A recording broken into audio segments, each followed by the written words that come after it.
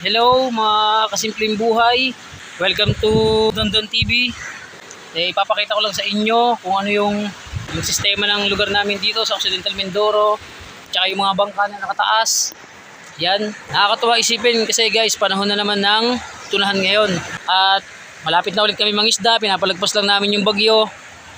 Sana sa mga susunod na video, abangan niyo yung i-upload ko na video guys para mapanood niyo at saka makita niyo rin kung paano namin huli yung mga tuna, mga maliliit na isda o kung ano man, para makita niyo kung paano yung simpleng buhay namin dito sa Occidental Mindoro. So guys, nandito tayo ngayon sa tabing dagat. Ayan, yung mga bangka, may naninisid. Ayan, ayun, may nagpapahila. Yung tropa ko, si paring Ayan. Yan. Pakita ko lang sa inyo yung mga bangka na nandito. Kasi kapag nagpapahuli na ang tuna dito, pag dumadagsa, halos lahat ng mga bangka na yan lumalaot. Kaya dapat nyo talagang abangan to guys. Para makita nyo, makita nyo kung paano yung experience. Kung paano namin hulihin yung isda. Simula sa pangangawel, hanggang sa pagsampa ng tuna, hanggang sa pagtabi, papunta sa kasa, kung magkano yung presyo, kung ilang piraso yung huli namin, tsaka yung kalalabasan ng pinakabenta guys.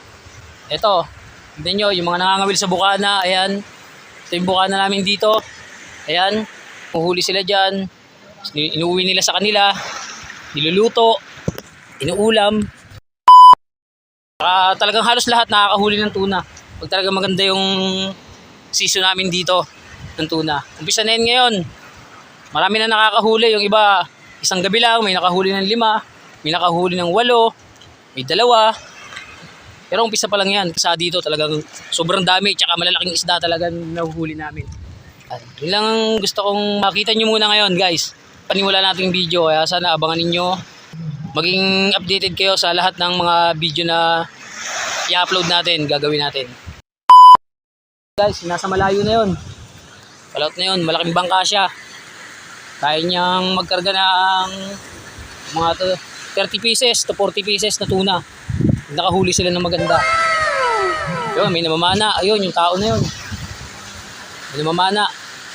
Lalakad siya. Medyo maliit lang sa video natin kasi ano hindi natin may zoom. Sana guys, abangan nyo yung mga video na gagawin natin kasi talagang nakakatuwa.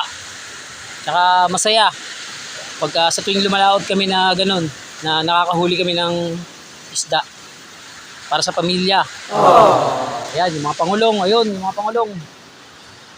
Yun, yung mga bangka na yun. Yun, yung mga pangulong, malalaki yan. Mukha lang maliit sa video natin guys kasi malayo pero malalaki yan.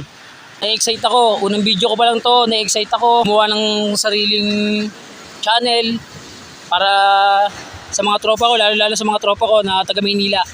Yung trabaho ko na pangingisda, papakita ko sa inyo yung bangka na sasakyan natin para ma-update talaga kayo ng maayos. So yun guys, maraming salamat. Sana po suportahan nyo yung Dondon TV para sa mga video na mga lalabas sa mga susunod. Maraming salamat. So yun po, yung nagtatapos ang unang video ng simpleng buhay dito sa Occidental Mindoro. Salamat po guys.